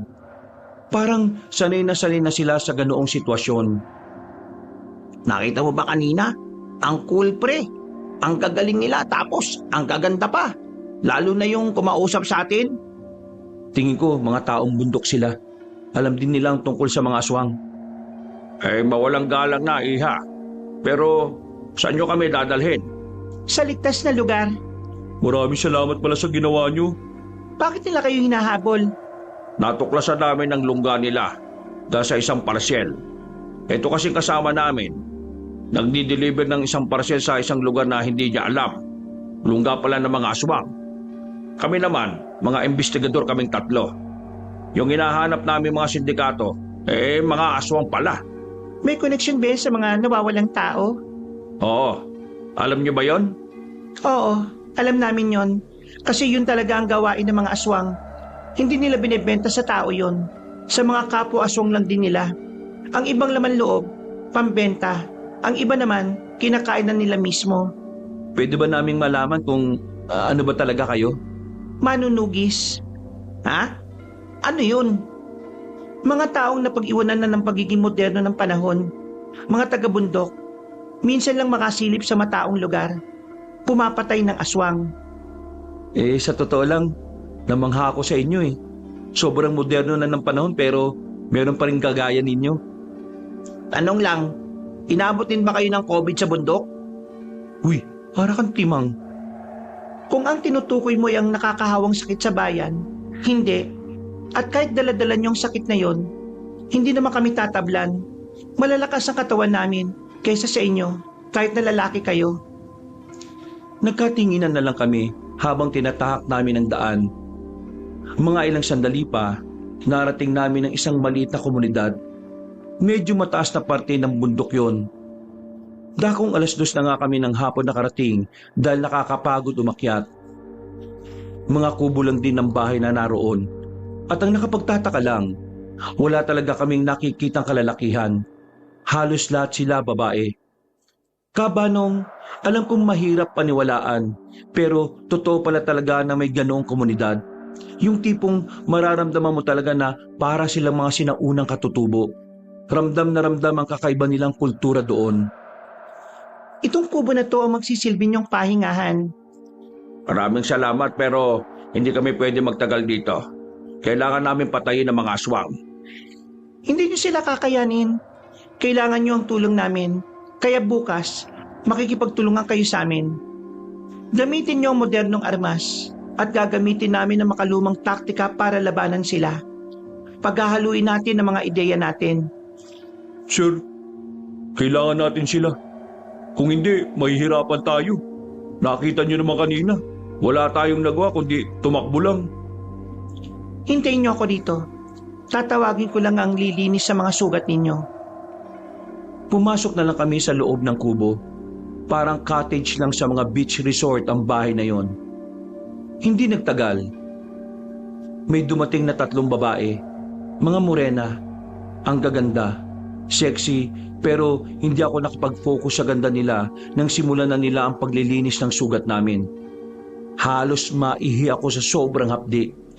Nanunuot ang kirot hanggang laman. Kahit si Alvin at Mr. Piting na sanay na sa hirap at mga sugat, tagaktak din ang pawis nila dahil sa kakaibang hapdi na nararamdaman namin. Makalipas ang halos 15 minutos, natapos na rin yun. Lumabas na ang 3 babae. Hingal na hingal naman kaming napasandal na lang sa dingding. Pambira! Akala ko mamamatay na ako sa sobrang sakit eh. Wala nang sakit sa akin. Namamanhid na. Magpahinga na muna tayo. Sir Piting, iniisip ko pa rin. Paano natin to i-report sa mga nakatataas? Sobrang moderno na ng panahon. Paniniwala kaya sila sa atin kapag sinabi natin mga aswang yung kalaban natin? Malamang hindi. Kapag nga humingi tayo ng backup dahil sa mga aswang, baka pagtawanan lang nila tayo eh. Mas maganda na rin sigurong wag na nating ipaalam kahit matapos ang operasyon na ito. Paano yung magiging impact niyan sa misyon ninyo?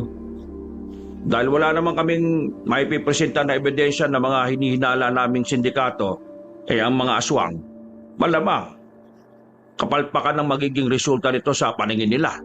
Alam mo kung anong nakakatawa? Kanina nga hapon lang, nakasakay ako sa motorsiklo ko. Pauwi na sana ako kasi katatapos ko lang ma-deliver lahat ng parcel. Nang biglang makasalubong ko sa daan itong si Reggie. Sinamahan ko lang Napunta na kami rito. At boom! Adventure na ang nararanasan ko ngayon. Pasensya na pre Dahil sa akin, nalagay din sa alanganin niyang buhay mo. Ayos lang.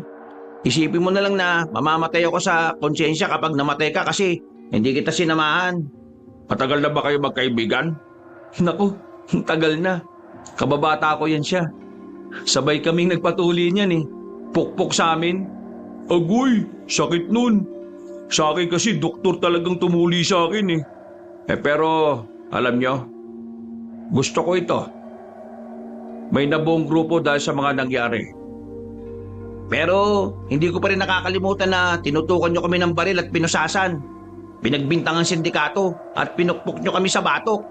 Kagaya nga ng sinabi ko, sakaling matapos na ang problemang ito, pwede nyo naman kaming ireklamo. Kung magsasampa kayo ng kaso walang problema. Meron kaming nagawang pagkakamali at hindi namin yon itatanggi. Hindi na ako magsasampa. Ilang beses nyo rin namang iniligtas ang buhay namin kanina Kaya quits na tayo. Ewan ko lang dito kay Onad. Napabuntong hininga na lamang ako ng mga oras na yon, Kabanong. Nawiwindang pa rin ako sa mga nangyayari. Kabanong, kinikilabutan na ako sa tuwing maalala ko ang mga engkwentro namin sa mga aswang. Parang tingin ko nga noon, mas maigi nang ma-isolate at ma-COVID kaysa malapa at gawing pagkain ng mga aswang. Mga bandang 4:00 na madaling araw, nakaramdam na rin ako ng antok. Pumutok na ang side effect ng pinainom sa amin ng mga babae. Parang alak yon, pero nakakapagpabilis din daw yon ng paghilom ng sugat. Mahimbing ang tulog ko noon. Kinaumagahan, nagising na lang kami dahil sa narinig naming sigaw at kalabog sa labas. Pagbukas namin ang pinto, bumungad sa amin si Menchi. Namulagat ang mga mata namin. Mas maganda kasi siya ng malapitan. Litaw ang kagandahan niya sa liwanag. Lumabas na kayo. Pinagandaan namin kayo na makakain. Talagang espesyal kami sa inyo Ganito namin itrato ang mga bisita. Malapad ang ngiti ni Onad. Paglabas namin, akala namin ay may masarap na pagkain na naghihintay sa amin. Yung pala, dagang bukid at palaka ang nasa lamesa. Parehong prito, walang kanin. At sa kasamaang palad, lahat kami hindi kumakain ng ganon. Nakatingin ng mga babae sa amin ng seryoso. Kahit na hindi sila nagsasalita, parang sinasabi nila sa amin na kailangan namin kainin yon. Kung hindi, may sasakit ang katawan. Blackmail ata ito Tingnan mo sinasadya nilang palitawin sa tagiliran nila yung palakol nila. Kumain na lang siguro tayo. Ang malaga, hindi naman laman loob ng tao yan. Umupo na lang kami sa mahabang lamesa at sumabay na rin sa kanila para kumain. Nagawa naming ubusin ang mga nasa plato namin. Pagkatapos noon, kinausap na kami ni Menchi. Marami siyang mga sinabi sa amin tungkol sa mga aswang. Habang nakikinig nga ako, hindi ko maiwasang magtindigan ng mga balahibo ko.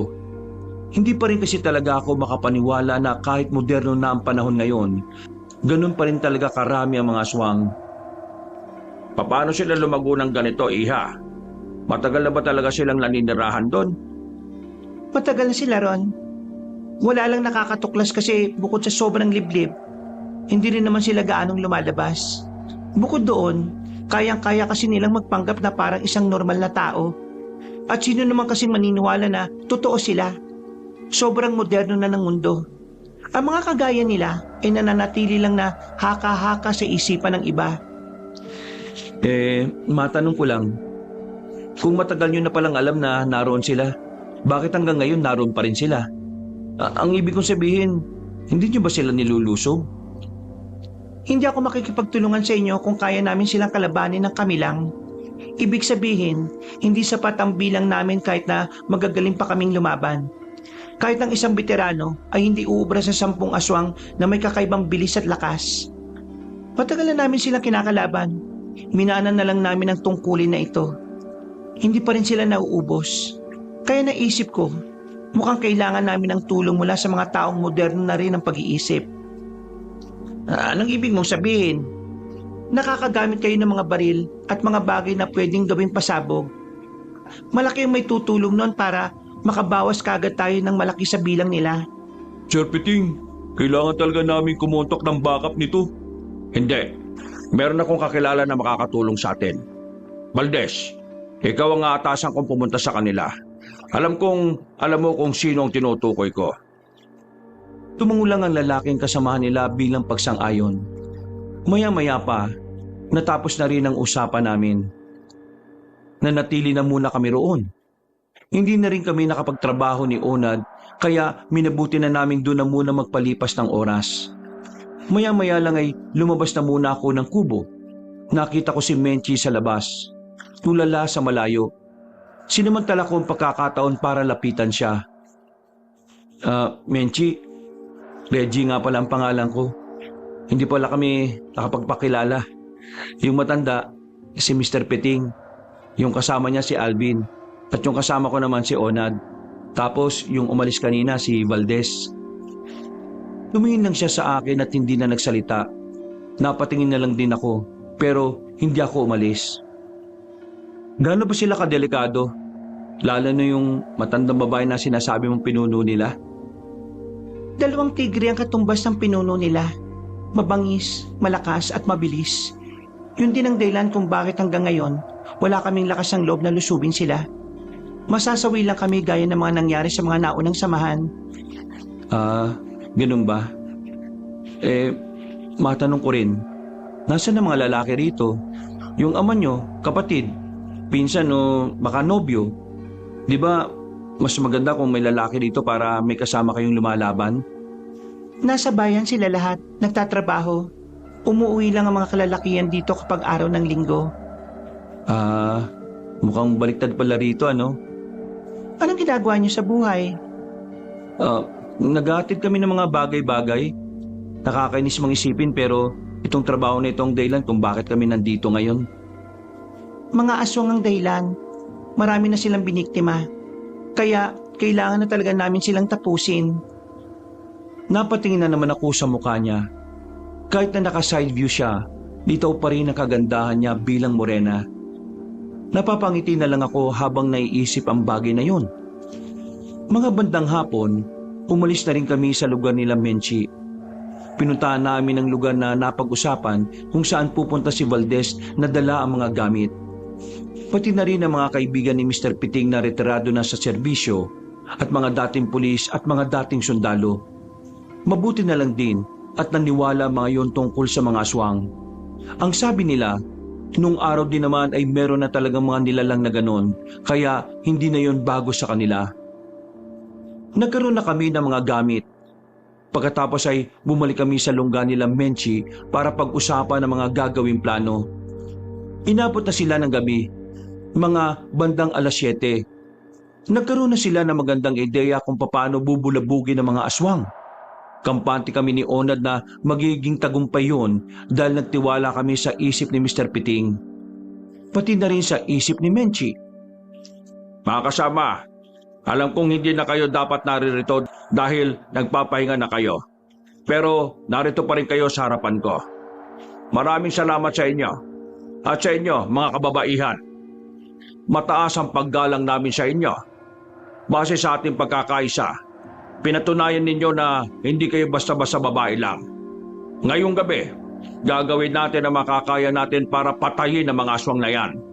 Para matigil na rin ang pagdami ng kaso ng pagkawala ng mga tao. Hindi nagtagal ay sinimulan na rin namin maglakad. Maliwanag ang sinag ng buwan ng mga sandaling yon. Kaya naman, kitang-kita namin ang dinaraanan namin kahit hindi na kami magdala ng gasera. Sigurado na ba talaga to, pre? Kaya ng mga kasama nating matatanda?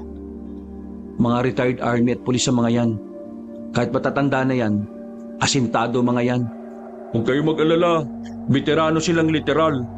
Kasama mga yan sa kabundukan palagi para labanan ng mga rebelding grupo noong 90s. Kaya mas maganda na kasama natin sila rito kasi sanay na sila sa mga ganitong lugar. Lumipas lang ang halos 1 oras na paglalakad. Narating na rin namin ang ilog na daraanan namin. Napatakip pa kami ng ilong dahil umaalingasaw na ang bangkay ng mga aswang na naiwan doon. Maging alerto kayo sa paligid. Malapit na tayo makarating sa lugar nila. Panigurado ring naglilibot na ang mga aswang. Sa ginawa namin, hindi malabong nanggagalaiti ang kanilang tinuturing na pinuno.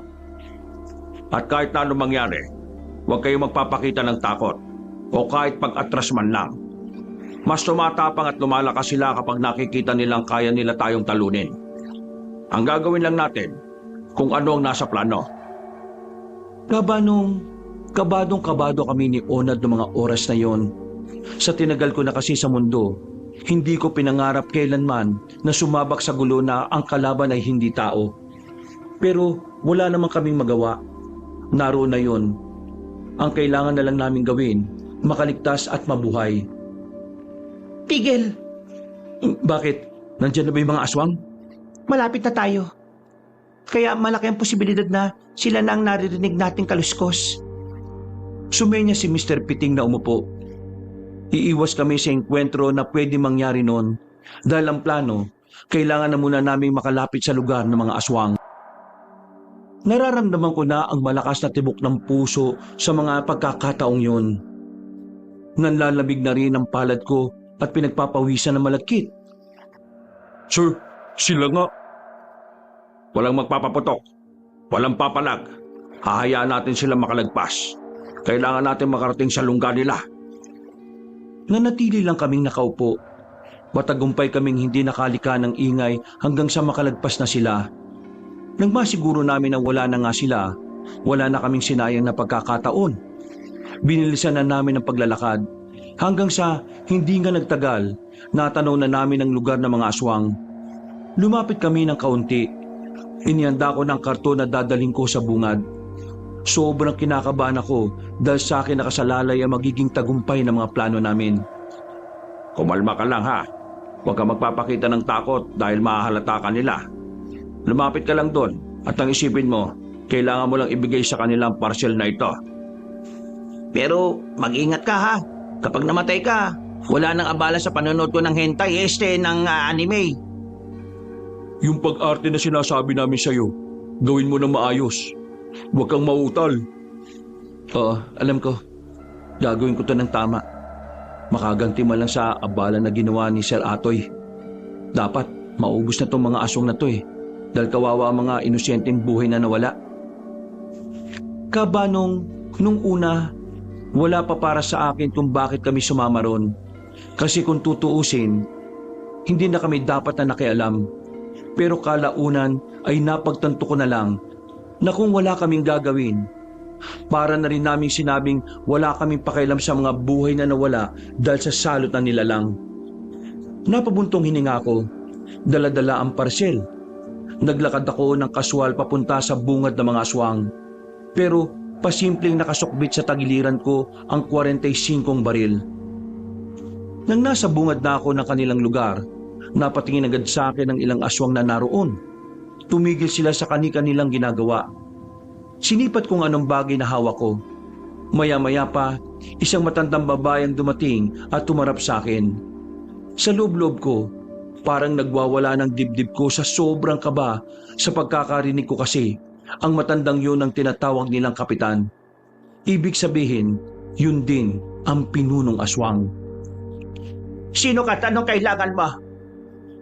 Bago ako magsalita, sinimulan ko na rin ang pag-acting ko. Nilalakihan ko ng sadya mga mata ko. Namumula na rin yun dahil sa pinahid ni Menchi na mahapdi pero hindi naman nakakabulag. Sinadya ko rin na hindi mapakali ang mga mata ko para akong laging may hinahanap. Tinatanong kita, sumagot ka na maayos. Kung hindi, Parcel ho. ano? Eto, parcel ho. Nandiyan ba si Aling Miray Leticia? Itong parcel mula kay Kaatoy. Pinadala niya. Ang sabi niya para daw sa inyo. Lumapit pa ng bahagya ang matandang babae. Tiningnan niya ako mula ulo hanggang paa. Parang inaalam niya kung ano ang pagkakakilanlan ko. Ako si Miray, pero hindi ka aswang. Isa kang tao. Ho? Kinabahan ako sa sinabi niya, pero mabuti na lang nakaisip kagad ako ng dahilan. Kahit na hindi ko sigurado kung maniniwala siya ay sinabi ko pa rin. Hindi nga ako aswang, tao ako. Pero ito, pinapadala ni Kaatoy. Isa ako sa mga tao niya na dumudukot din ng tao. Ako ang naatasan niya magdala. Kasi yung mga tao mo, walang nagpupunta sa kanya. O sige na, kunin niyo na to para makabalik na ako kay Kaatoy. Dito nakasalalay yung pagiging aswang ko. Anong sinabi mo? Gusto ko maging aswang, Manang. Pero mangyayari lang yon kung madadala ko raw itong parcel sa inyo ng buo at walang gasgas. Gagawin kanyang aswang para ihatid mo yan? Omsim! Mismo! Bakit gusto mo maging aswang? Matagal na kasi ako nagtatrabaho kay Kaatoy. Natuklasan ko kamakailan ang lihim niya. Noon ko lang napagtanto, ayos pala maging aswang. Matagal ka bago magutom. Malakas ka. Lahat pwede mong gawin. At mas nakakaangat ka sa mga tao. Ang mga bagay na yon ay si Menchi ang nagsabi. Kailangan ko raw kasing paniwalain ng mga aswang na sila ang mas mataas kaysa sa tao. Kailangan nilang maramdaman na parang sinasamba sila. Gustong-gusto ko talaga maging aswang eh. Kaya nga kahit tao ako at alam kong mga aswang kayo rito, hindi ako nagdalawang isip. Yung kasi ang misyon ko. Kapag nakabalik daw ako ng buhay, gagawin na rin nila akong aswang. Akala siguro ni Kaatoy hindi ako desidido eh. O ano, kukunin niyo ba ito? Gusto ko na makabalik sa kanya eh. Wala akong inaasahang parcel mula sa labas. Kaya, Pambihira. Legit? Ganun? Receive nyo na. Si Kaatoy naman yun eh. Magkakilala naman kayo, di ba? Baka lang kasi regalo yan. O baka naman laman loob yan na masarap. Ako pa nagnakaw niya sa morgue nung nakaraan eh. Pero hindi ko sure kung laman loob talaga yan ha. Bago pa siya makahindi, kusa ako nang inabot sa kanya ang karton. Wala na siyang nagawa kundi hawakan yon. Pinakitaan ko siya ng ngiti ng isang parang nababaliw. Basta, parang siraulo talaga ang kilos ko noon para lang hindi sila makahalata. O paano? Babalik na lang ako ulit dito kapag aswang na ako. Ay teka, masakit ba maging aswang? Anong ginagawa? Hindi na siya nagsalita. Nakatingin lang siya ng seryoso sa akin kaya naglakad na lang ako paalis. Palingon-lingon pa ako at pakaway-kaway. Nakita ko pang naglakad na rin papasok ng baryo ang matandang babae. Pagkabalik ko kina Mr. Peting, hawak-hawak na niya ang pindutan ng bomba. Ano na? Pindot na para sumabog na yung mga utak nila. Ilang segundo pa. Mas magandang magpasabog kapag nasa gitna na ng lugar nila ang bomba. Nagawa ko naman ng tama yung pinagagawa niyo, di ba? Nakahinga na rin ako ng maluwag noon. Akala ko talaga papalpak ako. Hindi ako makapaniwala na nagawa ko ng maayos ang parte ko kahit na kaharap ko pa ang pinakamalakas na aswang. Maya-maya pa, pinindot na ni Mr. Piting ang bomba. Walang ano-ano, isang malakas na pagsabog ang yumanig sa lugar nila. Narinig pa namin ang sigawan ng mga aswang. Patay na ang pinuno nila! huwag kayong maging kampante. Matalinong pinuno nila. Hindi sila basta-basta namamatay ng ganun lang. Hanggat hindi natin nakikita ang katawan niya, hindi natin iisipin na patay na siya. Maganda pa rin kayo para sa posibilidad na buhay pa siya at umatake. Move! Pasukin na natin ang lugar ng mga salot! Wala na kaming sinayang na pagkakataon. Lumabas na rin kami sa pinagtataguan namin. Lahat ng madadaanan naming aswang ay binabaril din namin. Kahit ang mga aswang na naghihingalo ay hindi namin pinalampas.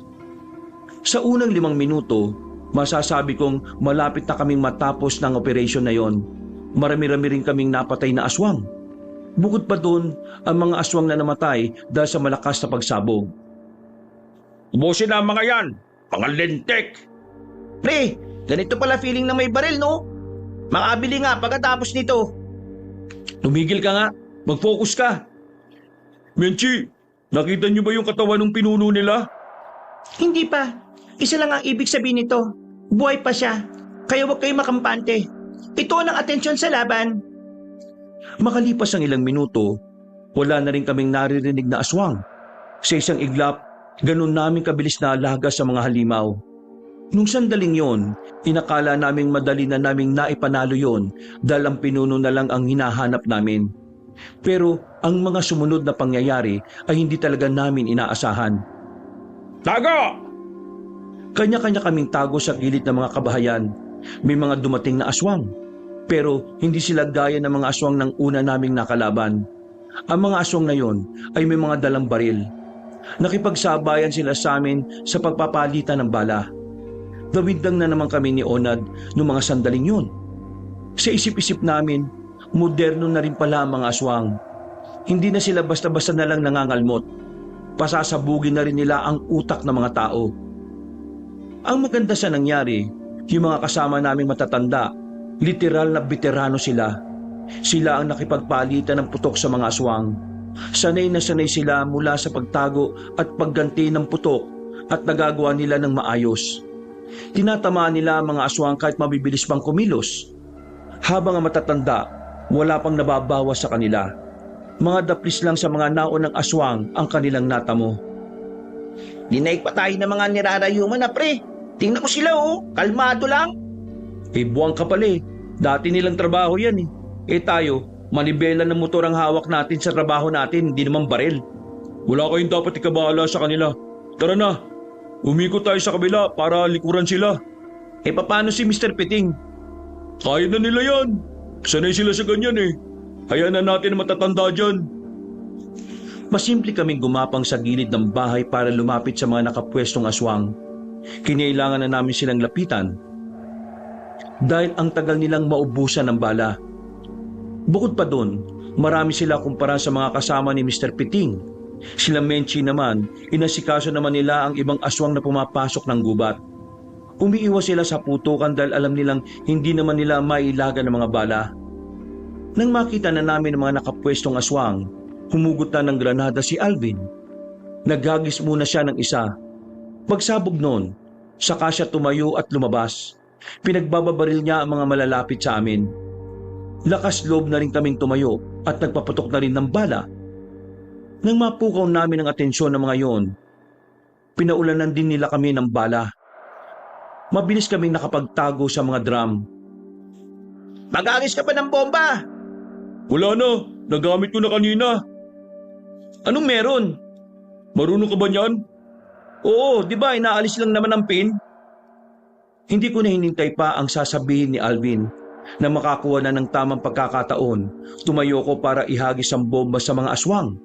Ang kaso nga lang, nabitiwan ko ang bomba. Nalaglag yun sa bandang gilid namin. Ay, puwisit ka! Kantado! Mabuti na lang at nakatalong kagad kami paalis. Magsabog ng bomba ay tumigil na rin ang putukan mula sa mga aswang. Akala nila'y nasabugan na kami ng sarili naming bomba. Sobrang lakas ng tibok ng puso ko noon, Kahabanong. Ang akala ko katapusan na namin. Tanga ka talaga. Paano kung nasabugan tayo nun? Ano ba kasing nangyari? Buwisit to. Pawis kaya ako. Dumulas eh. Matutudas tayo sa katangahan mo eh. Hindi sa bala ng mga aswang eh. Lintik naman kasi mga aswang yan oh. Bakit ba marunong silang gumamit ng baril? Anong akala mo sa kanila? Walang utak. Parang tao din ng mga yan. Nang muli kaming sumilip, nakita naming umaabante na ang grupo ni Mang Piting. Kaya ang ginawa namin, pinaubayan na namin yun sa kanila. Naisipan na lang namin na sundan si Menchi dahil medyo marami-rami ang mga kinakalaban nila dun sa gubat. Sa kakamadali namin, may mga natapakan kami mga bangkay ng aswang. Marami na rin pala silang napatay kahit na itak lang ang ginagamit nila at pana. Samahan niyo ako. Samahan saan? Nakita ko matandang babae. Yung pinuno, naroon. Lumakbo si Menchi at iniwan ang mga kasamahan niyang nakikipaglaban pa sa ibang aswang. Nag-alala naman kami para sa kanya kaya sinundan din namin siya. Nang makarating na kami sa taniman ng sibuyas, nakita namin si Menchi na nakatayo lang doon, palingon-lingon sa paligid. Ano? Nasaan na? Nandito lang siya. Ihandaan yung sarili niyo. Wala naman eh. Manahimik ka nga muna. Nasaan nga? Manahimik ka sabi. Ikaw ang tatagayin ko kapag hindi mo tinikom mo yung bibig mo. Napakapit na lang sa akin si Onat sa sinabing yun ni Menchi. Kahit ako at si Alvin din ay nakaramdam ng takot sa babae. Nakiramdam lang kami ng mga sandaling yon. Nakatingin lang kami sa paligid. Maliwanag naman sa parting yon dahil sa sinag ng buwan. Maya-maya pa, nakarinig na kami ng kaluskos. Hindi nagpatumpik-tumpik si Alvin. Agad siyang nagpaputok sa direksyon kung saan nagmumula ang ingay. Dahil doon, nakita namin tumakbo papunta sa gilid ng matandang babae. Tinulungan na namin si Alvin para patamaan ang matandang aswang. Pero sa kasamaang palad, walang nangyari. Tama na. Inuubos lang ninyo ang bala ninyo. Ay putik, oo nga. Konti na lang sa akin. Di mano-mano na to. Mano-mano? Suntukan? Oo, Huwag kayong magyabang. Wala kayong alam kung gaano kalakas ang makakalaban natin. Kahit mas matanda yan sa inyo, wala pa kayong sa kalingkingan ng bangis niya. Nandiyan ka naman eh. Kakaunting bala na lang ang natitira sa amin. Naghihintay pa kami kung kailan siya aatake. Ilang sandali pa, narinig na namin muli ang kaluskos. Humarap kami doon. Pero nilindlang niya lang pala kami. Dahil manggagaling talaga siya sa likuran namin. Mabuti na lang ay alerto kami. Pinagbababalil namin siya kaagad. Pero para siyang pusong mabilis na nakakatalon-talon at nakakaiwas. Hindi na namin namalayan na naubusan na pala kami ng bala. Nang mapansin yun ng matandang aswang, tumigil siya at marahang tumayo. Sumilay ang ngiti niyang nakakaloko. Ngayon, wala na kayong magagawa. Dahil ang tapang niyo ay nakadepende lang naman sa mga baril at bala. Naloko na talaga. Sinasabi ko kasi sa inyo na mag-isip kayo eh. Paano na to? Sa langit na kayo magsisihan. Dahil sa mga oras na ito, doon na rin naman kayo pupunta. Hinugot pa ni Menchi ang isa niyang itak. 2 itak na ang kanyang hawak. Humarang siya sa amin para harapin ang pinunong aswang. Tingin mo hayaan kung mapatay mo kami? Pagbabayaran nyo ang pagkuha nyo sa ilan naming kasamahan. Anong magagawa ng isang babaeng kagaya mo? Sa manunugis ang karap mo, kaya huwag kang maging panatag tanda. Tumakbo na si Menchi palapit sa aswang. Habang kaming tatlo, nakatunga nga lang doon at walang magawa. Hiyang-hiya kami noon dahil sa isang babae pa ang gumagawa ng paraan para matalo ang kalaban. Dahil sa kahihiyan, kahit na alam naman naming wala kaming panama, umatake rin kami sa matanda. Tinamaan si Alvin sa leeg.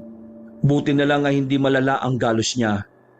Si Onad naman, hindi pa nakakasuntok, tumilapon na. At ako naman, tinamaan ko ang matandang aswang sa panga. Pero wala namang talab.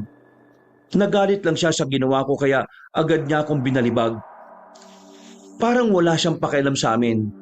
Nakatuon lang ang atensyon niya kay Menchi. Dahil alam niya na kapag nawala si Menchi, matik na madali na rin niya kaming mapapatay.